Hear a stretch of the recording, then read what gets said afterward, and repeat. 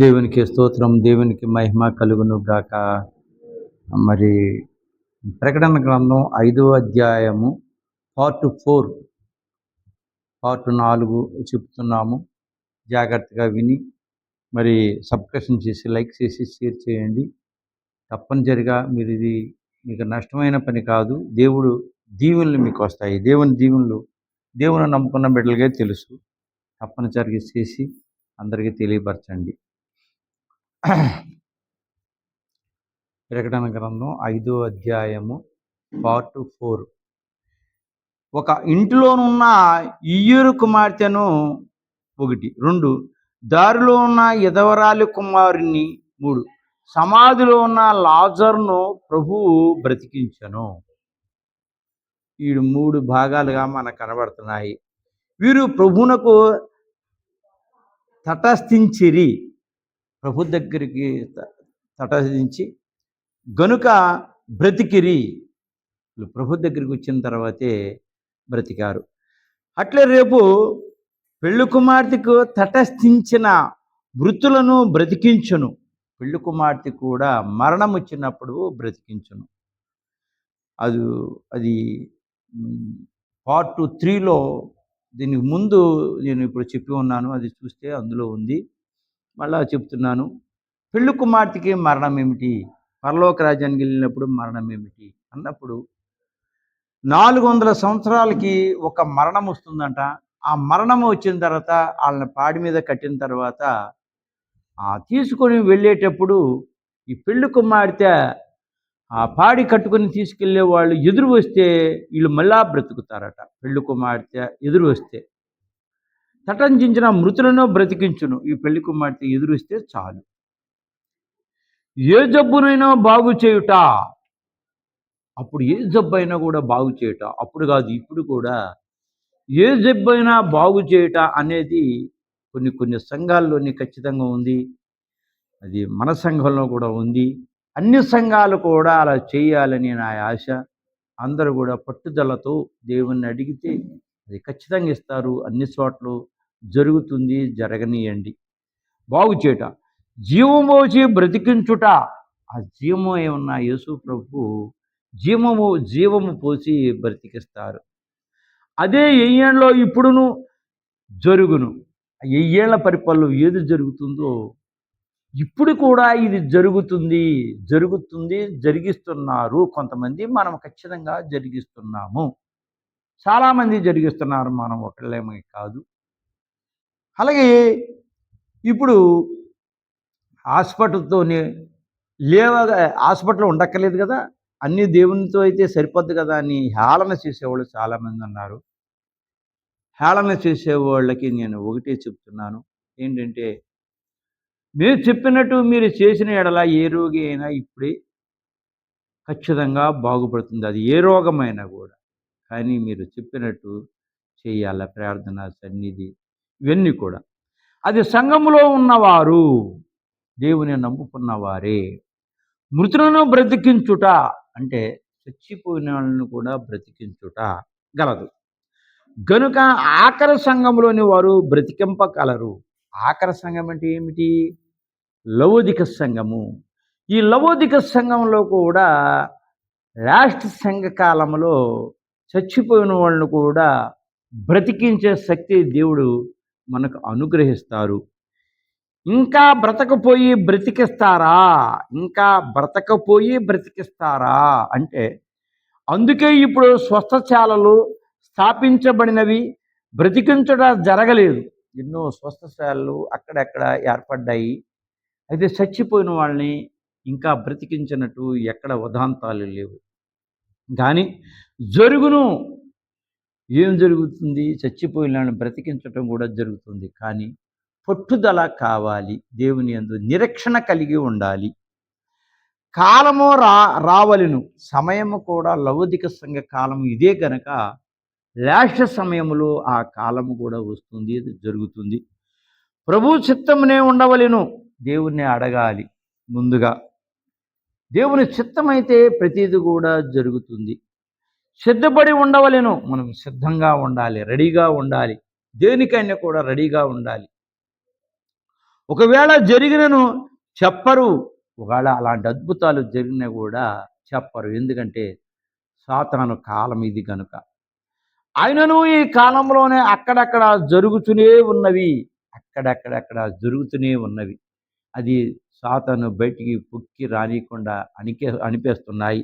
ప్రార్థన. ప్రభువా, నువ్వు రాజునై ఉండి మమ్మును రాజులనుగా చేయుచున్నావు. ప్రభు రాజు సింహాసనం మీద కూర్చొని ఉన్నారు. అలాగే మనల్ని కూడా రాజులుగా చేసి మీరు కూడా సింహాసనం మీద ఆసీనుడయ్యే ఉండండి అని చెప్తున్నారు.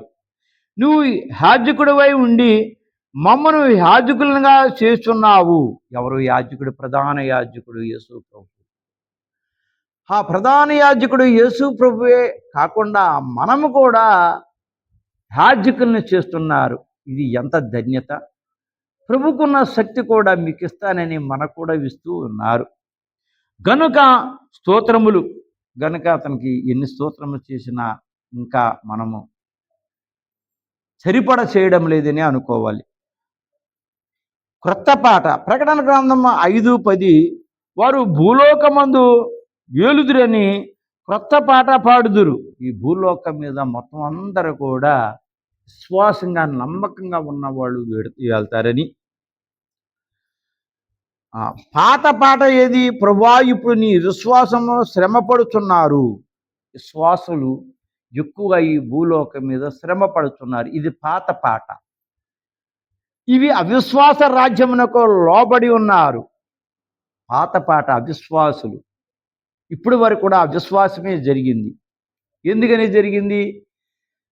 మనలో విశ్వాసం లేక, దేవుని యందు నమ్మిక లేక, దృఢత్వము లేక, ప్రార్థన లేక, సన్నిధి లేక, ఇవి అవిశ్వాసంతో కూడుకున్నది కనుక పాత జీవితమే మనకి హాస్పిటల్ పాలవుతున్నాము. అన్ని కష్టాలే అందరూ దేవుని నమ్ముకున్న వాళ్ళకి అన్ని కష్టాలే అని అంటారు. వాళ్ళు ఎవరికి కష్టాలు? దేవుని యందు విశ్వసించి దేవునికి పూర్తిగా బైబిల్ చిత్తాన్ని అమలుపరచలేని వాళ్ళకి, ప్రార్థన సక్రంగా చేయలేని వాళ్ళకి, అవిశ్వాసంతో మిగిలిన వాళ్ళకి, ఇది జరుగుతుందా లేదా అని అనుమానించే వాళ్ళకి అది జరగదు. అదే పాత పాట. ఇది వరకు ఉన్న పాత పాట. ఇప్పుడు 1వది, శరణము భూలోకములోని అర్మేగెద్దేరు యుద్ధము వరకు నరులే ఏలుదురు. ఇప్పుడు కొత్త పాట. ఈ భూలోకానికి నరులు చక్కగా వెళ్తారని, ఇక బలహీనత అనేది రాదని, దేవుని వాక్యం ప్రకారంగా మనం నడిచిన ఎడల అన్ని కూడా అద్భుతాలు జరుగుతాయని. ఇది పాత పాట కాదు, క్రొత్త పాట. ఆ తర్వాత భూలోకము ప్రభు సంఘమును వేలును. ఆ తర్వాత ఎయ్యేండ్ల పరిపాలన ఈ సంఘము ఏలుబడి చేస్తుంది. భూవాసులు ఏలరు. ఇక భూవాసులు ఏలరు. మంత్రులు, సామంత్రులు, ప్రధానులు వీళ్ళు పరిపాలన తీసేస్తారు. ఆ పరిపాలన కుదరడం లేదు. నాది గొప్ప అంటే నాది గొప్ప, నాది గొప్ప అంటే నాది గొప్ప అంటున్నారే కానీ ప్రజలకి కావలసిన సక్రమైన పరిపాలన ఈ భూలోకం మీద లేదు. కుట్రల కుతంత్రాలతో, ధనం, ఆస్తులతో నిండిపోయి ఉన్నది కనుక దేవుని పరిపాలన, నీతి న్యాయం కలిగిన పరిపాలన ఇంకా వస్తుంది. ఇశ్రాయేలు ఎర్ర సముద్రమున వద్ద ఐగుప్తులను చూసి, మోషే, ఐగుప్తులో మాకు సమాధులు లేవనా ఈ అరణ్యములోని చంపుటకు మమ్మల్ని రప్పించినావు అని ప్రజలు మోషే మీద గుణుక్కున్నారు. ఇక్కడ మేము చచ్చిపోతున్నాము, ఐగుప్తులోనే సమాధులు పెట్టుకుంటానికి స్థలం లేదా? మమ్మల్ని ఇక్కడ తీసుకొచ్చి ఇక్కడ దేవుడితోని సంపించేస్తున్నావు, ఇక్కడ సమాధులను పెట్టుతున్నావు అని గుణుక్కున్నారు.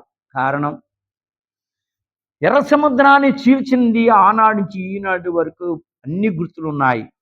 సంగిష్టులు పుల్లోనకెళ్ళి రథాలు, ఊడిపోయిన శీలాలు, చక్రాలు కూడా పైకి తీసుకొస్తున్నారు.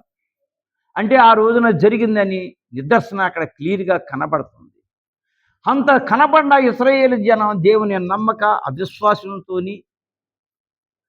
ఐగుప్తు నుంచి తీసుకొచ్చిన విగ్రహాలను నమ్ముతూ వాళ్ళకే అంకితమైపోయారు గనక వాళ్ళ మరణాలు అక్కడ ఏర్పడింది. మేము ఈ అరణ్యంలో సావుట కంటే ఐగుప్తీయులకు దోషల మగడి మేలని చెప్పిరి. అవిశ్వాసం. ఎర్ర సముద్రాన్ని చీల్చినప్పుడు అంతకుముందు ఎవరూ చీల్చలేకపోయారు. ఆ తర్వాత ఎవరు చీల్చలేకపోయారు. ఇప్పుడు కూడా చీల్చడానికి ఆస్కారాలు లేదు.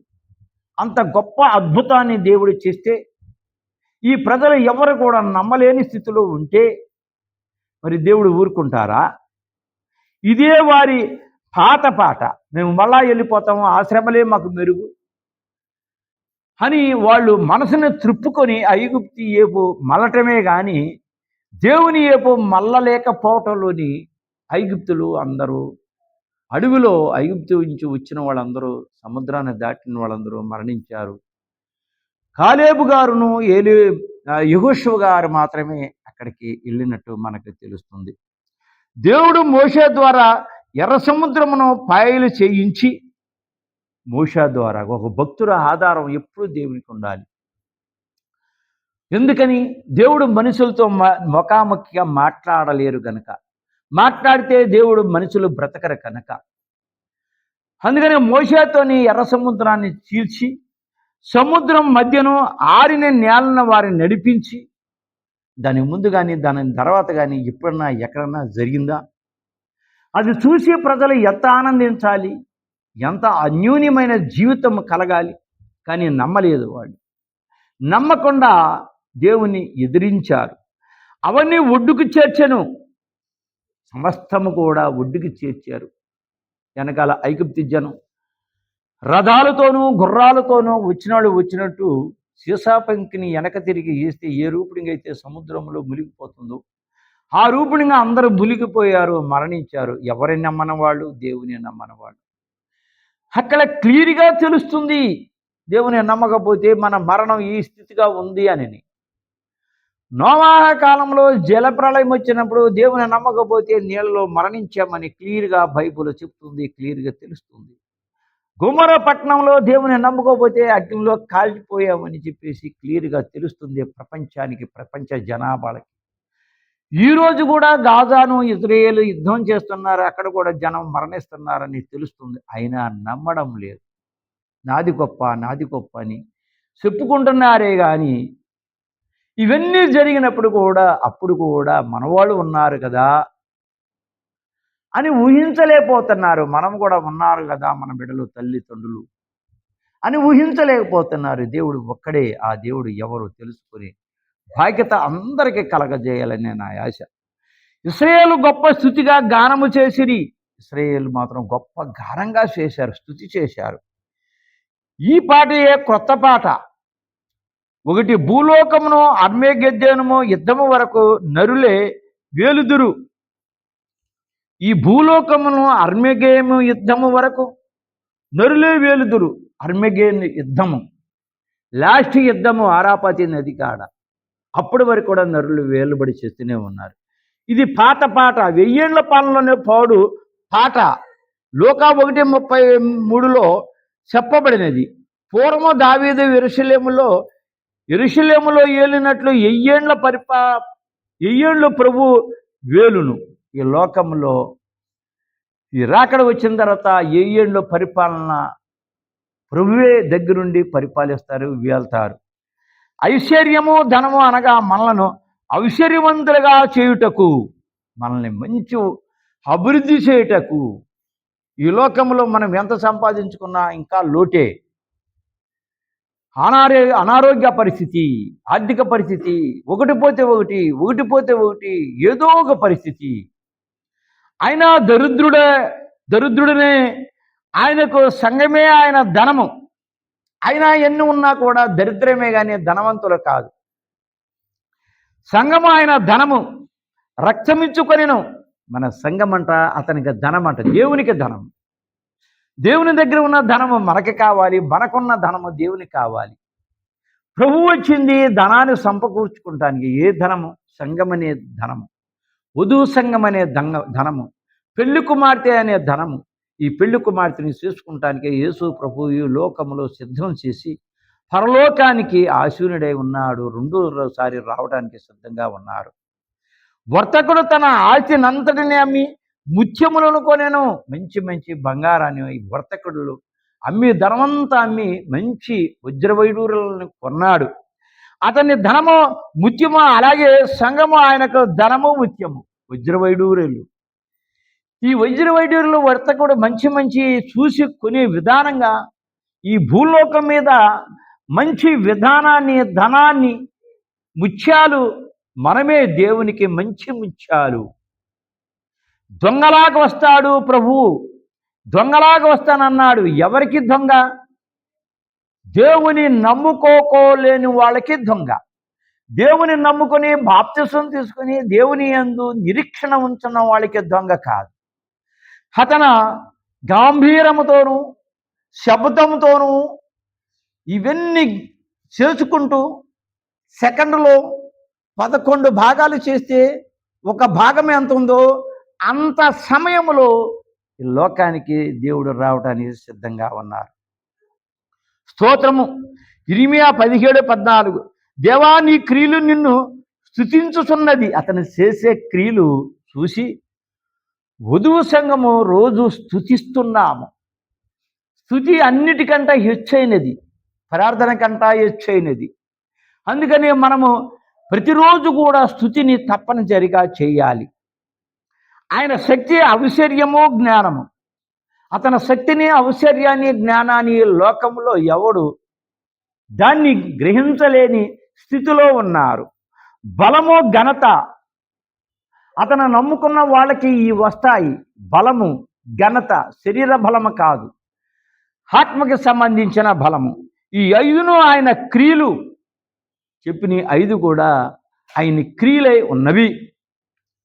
ఇరిమలోనిది దేవదూతలు మానవుల స్థుతికి నీ కృతి క్రియలే కారణము. ఇరిమలోనిది దేవదూతలు.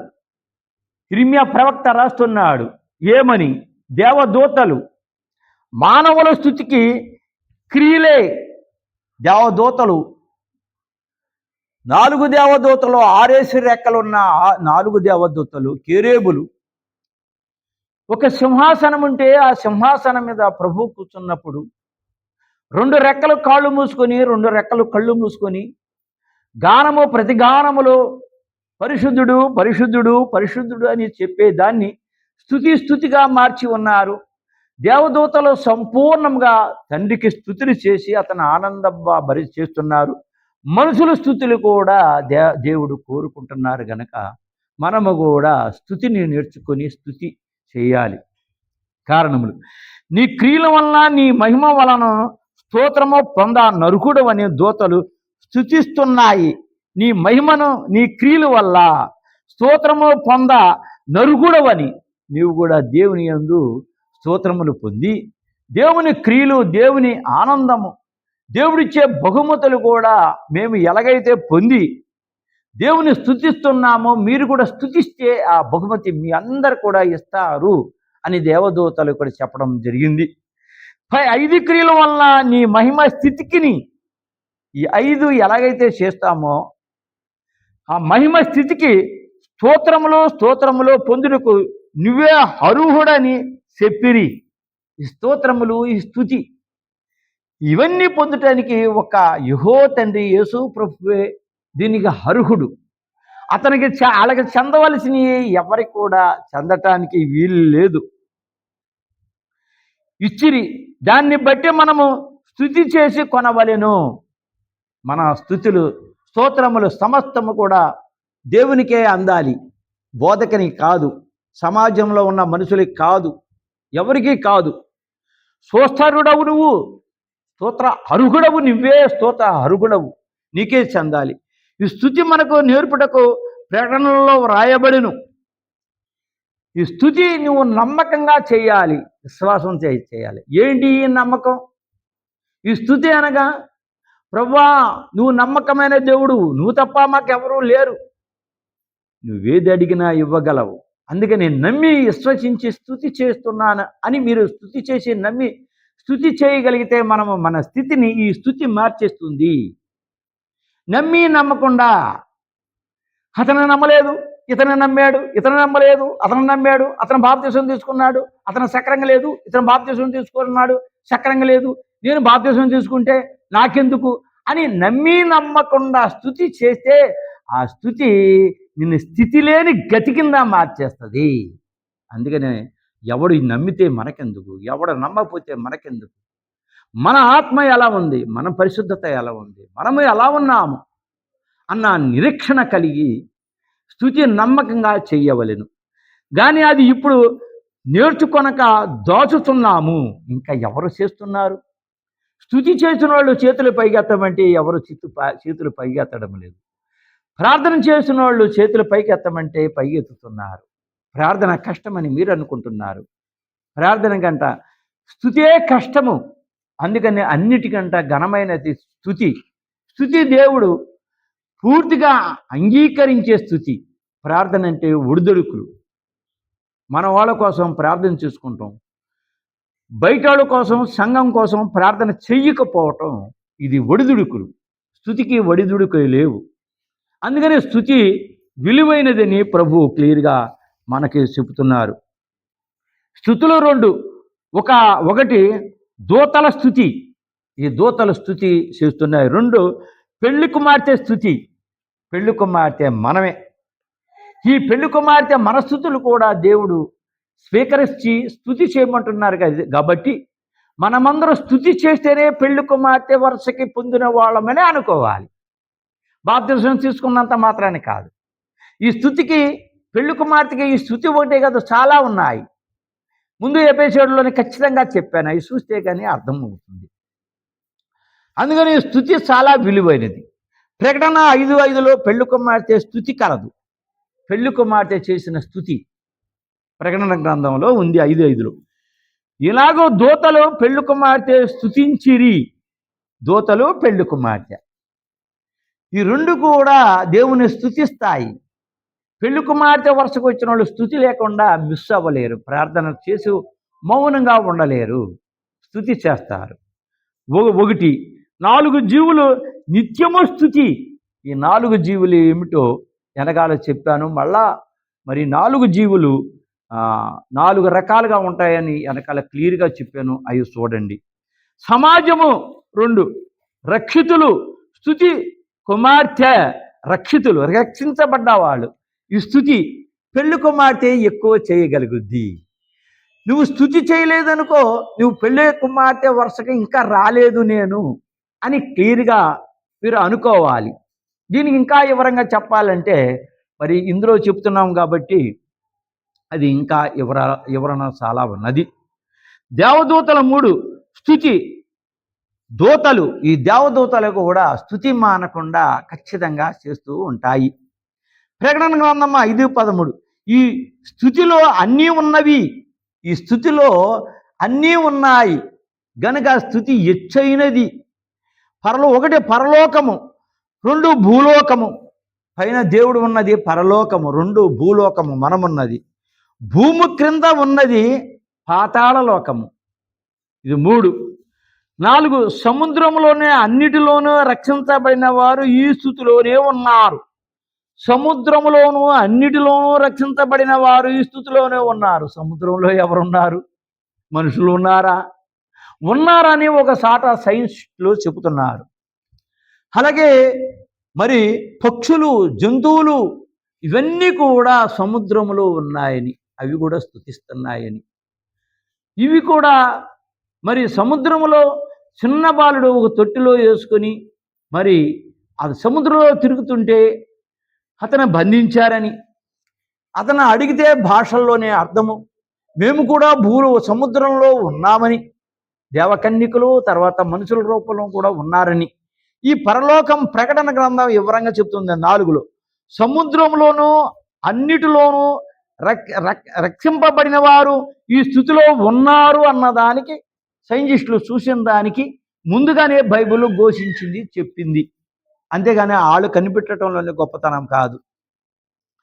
సర్వము స్తుతించదనని కలదు. సర్వము కూడా దేవుని స్తుతిస్తున్నాయి. కానీ మానవులైన మనము పూర్తిగా స్థుతిని దేవునికి అందించడం లేకపోతున్నాము. ఆదివారము, శుక్రవారము, 40 రోజులు ఇవన్నీ కూడా ఖచ్చితంగా మనం ప్రార్థనకు వస్తామే కానీ, ప్రార్థన చేస్తున్నామే కానీ స్థుతి చేస్తున్నామా? ఎక్కడ కాదు, ఇంటికాడ ఎప్పుడు సన్నిధిలో అది ఇప్పుడు 3 గంటలకి తెల్లవారుజామున. మీ మనసును మీరు నిబ్రపరచుకోండి. పరలోకంలో 4 గుంపులు ఉన్నవారు రక్షితులు. పరలోకంలో 4 గుంపుల వారు రక్షితులు, రక్షించబడ్డవారు. ఈ స్తుతి ఎవరు ఇప్పుడు చెయ్యలేరు. చాలా కష్టంగా ఉంటుంది ఈ స్తుతి. అందుకనే కష్టం దాన్నే మనం వెన్నుకోవాలి. ఇక్కడ ఇద్దరికి స్తుతులు, ఒకటి తండ్రికి, రెండో గొర్రె పిల్లకి. ఈ స్తుతులు అందేయి తండ్రి కంటే దేవునికి, సృష్టికర్త అయిన దేవునికి, తర్వాత గొర్రె పిల్లకు, యేసు ప్రభుకి. లోకమంతా స్తుతించగా పరలోకములోని, ఈ లోకంలో ఉన్న వాళ్ళందరూ స్తుతించగా పరలోకములోని 4 జీవులు ఆమెనను. ఈ లోకమంతా స్తుతించగా ఆమెను అనెను. కారణం, ఎవరైతే మీరు స్తుతించి దేవుని ఎక్కువ ప్రార్థిస్తున్నామో మనము, మన ప్రార్థన తండ్రికి పూర్తిగా చాలదు గనక ఈ 4 దేవతలు మన పక్షాన ప్రార్థన చేసి, ప్రభువా ప్రార్థన చేస్తున్నారయ్యా, నీకు సరిపడా ప్రార్థన వీళ్ళు చేయలేరయ్యా, కొంతవరకు చేశారు, మిగిలింది నే చేస్తున్నారనయ్యా అని మన పక్షాన ప్రార్థన చేసే దేవదూతలు ఆమెనన్నారు అని వారు కూడా ఏకీభవించారు. మన ప్రార్థనలోని వాళ్ళని ఏకీభవించారు. దేవదూతలు వీరి ఎక్కడ లేని సంతోషము కలిగినది. ఆనందము, బహు ఆనందము దేవదూతలకు. ఎందుకు? మనం ప్రార్థన చేస్తే ముందుగా ఆటికి ఆనందం అనిపించాలి. ఎందుకంటే దేవునికి ఆనందింప మనం చేయలేము, యేసు ప్రభుకి ఆనందింప చేస్తాము. ఎందుకంటే యేసు ప్రభు మనతోనే కొంతకాలము నరుడిగా భూమి మీద ఉన్నాడు కనుక మనం కొంచెం ప్రార్థన చేస్తే అతనికి ఆనందం, కానీ యెహోవా తండ్రికి ఆనందం కాదు. యెహోవా తండ్రికి ఆనందము మనం చేసిన ప్రార్థనల్ని సంపూర్తిగా అందజేసేదే ఈ దేవదూతలు. ఎందుకనగా పెళ్లి కుమార్తె భూలోకము నుండి పరలోకమునకు వచ్చి వేసినదనియు, భూలోకములోని సాతాను యొక్క దురాత్మల యొక్క గుంపులోనుతో చిక్కుకున్న పెళ్లి కుమార్తె.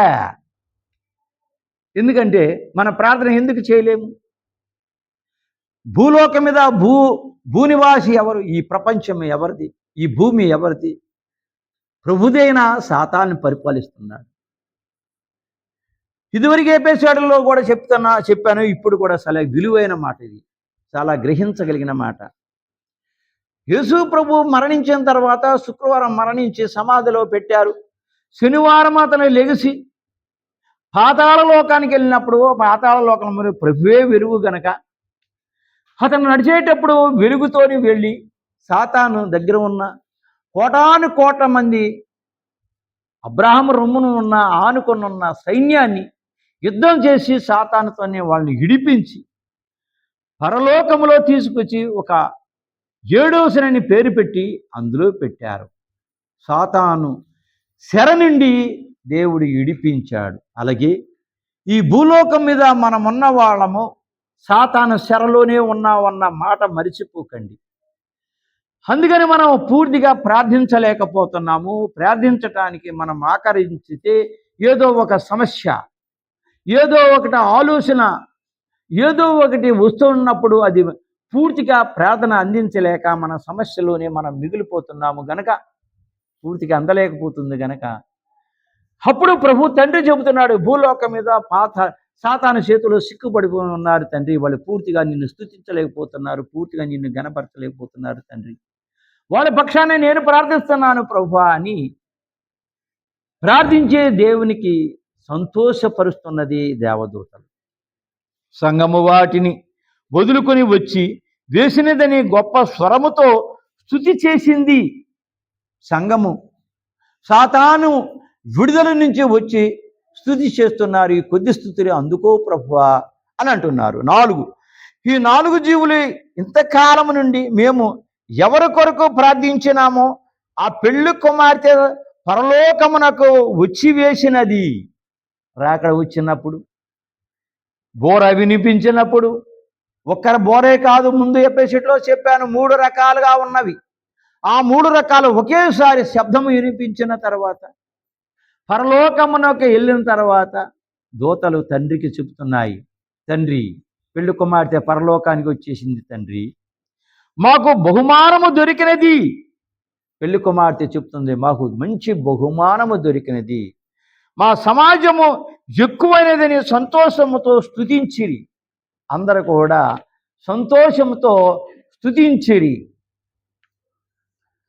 పెళ్లి కుమార్తె, మా ప్రభువు మా కొరకు సంపాదించిన ఆస్తిని ఏమిటంట, మా ప్రభువు మన కొరకు సంపాదించిన ఆస్తిని అనుభవించుటకు ఇక్కడికి వచ్చినాము. అక్కడ దాచి ఉన్నారు. మన ప్రభు మన కోసము పెళ్లి కుమారుడు సంపాదించిన ఆస్తిని అనుభవించటానికి పరలోకంలో ఉంచారు గనక ఇదిగో వచ్చి ఉన్నారయ్యా, పెళ్లి కుమార్తె వచ్చి ఉన్నదయ్యా అని చెప్తారు. అనంతకాలము ఆయనతో ఉండుటకును, ఇక జీవితాంతరము ఆయనతో ఉండుటకును, ముఖాముఖిగా చూసి ఆనందించుటకును వచ్చినాము. ఎప్పుడు నీ దగ్గర కూర్చుంటామయ్యా, నువ్వు చెప్పిన వాక్యాన్ని వింటూ ఉంటామయ్యా, నీ మాటలు వింటూ ఉంటామయ్యా, నా మాటలు మీకు, మీ మాటలు వినుకో, ముఖాముఖిగా మాట్లాడే సమయం వచ్చిందయ్యా, ఇది బహు ఆనందమయ్యా అని పెళ్లి కుమార్తె చెప్పే రోజే రాకడి రోజు. సమస్త కళంక బంధకము నుండి విడిపించబడి లోకములో ఉన్న సాతాను బంధకములోని, సాతాను చేసే చిత్రహింసములోని, మరణములో నుండి, శ్రమలలో నుండి, బాధలలో నుండి, ఆర్థిక పరిస్థితుల్లో నుండి, అన్ని విషయములో నుండి విడుదలయ్యి మీ దగ్గరికి వచ్చి ఉన్నాము నాయన, స్వేచ్ఛగా నుండుటకు వచ్చి వేసినామని సంతోషంతో స్తుతించిరి.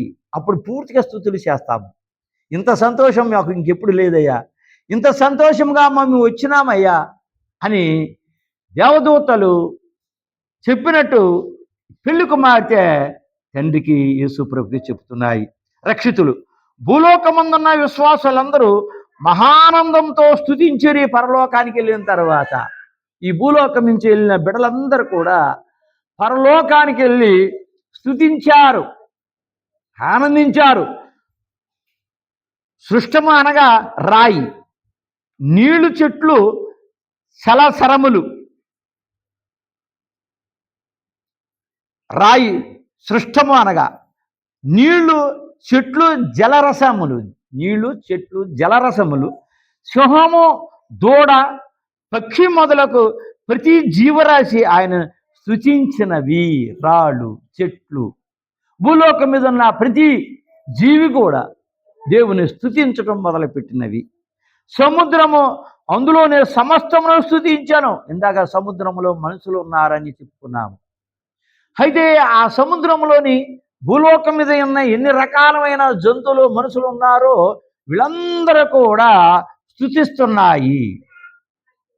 భూలోక పరలోకముల వారందరూ స్తుతించిరి.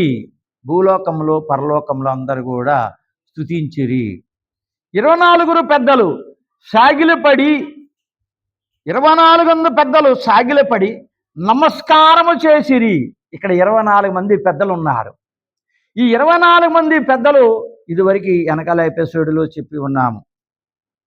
ఈ 24 మంది పెద్దలు కూడా సాగిలపడి దేవుని ప్రార్థించి ఉన్నారు. అనగా క్రియతోనూ మాటతోనూ, అంటే ఆలోచనతోని మాటతోనూ నమస్కారము చేసిరి. దేవుని యందు నమస్కారము చేశారు.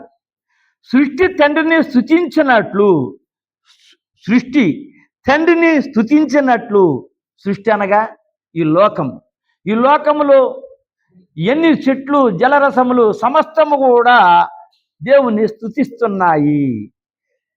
పరిశుద్ధాత్మ పేరు లేదు, ఇక్కడ దేవుడే ఉన్నాడు. అయితే స్తుతి చేయించిన వారు పరిశుద్ధాత్మే, స్తుతిని చేయించిన వారు పరిశుద్ధాత్మయే. ఇక స్తుతి చేయము వలసిన వారెవరూ లేరు. ఇక్కడ స్తుతి చేయవలసిన అవసరం లేదు. దేవునే మనం ఎదుర్కొంటూ ఉన్నాడు కాబట్టి ఆ అవసరం మనకు తీరింది అని పెళ్లి కుమార్తె ఉన్నవాళ్ళు బహుగా ఆనందించి దేవుని స్తుతించటం అక్కడ ఆపేది. దేవునికి స్తోత్రం, దేవునికి మహిమ కలుగును గాక. దేవుడి చిన్న వాక్యాన్ని దీవించి ఆశీర్వదించిన గాక. ఇలాగే ఈ స్థలంలోని మరి చూసిన ప్రతి బిడ్డలు కూడా ఇది సబ్స్క్రిప్షన్ చేసి, షేర్ చేసి, ప్రతి వాళ్ళు కూడా పంపించి దేవుని దగ్గర నుంచి వచ్చే దీవెనలు మీరందరూ పొందును గాక. చిన్న ప్రార్థన. స్తోత్రం నాయన, ఇది ప్రతి వాళ్ళకి ఎవరికైతే అందిస్తారో వాళ్ళందరూ కూడా నీ దీవెనతో నింపమని నజరేతుని యేసు నామమున బ్రతిమలాడి అడుగుతున్నాము తండ్రి. ఆమేన్.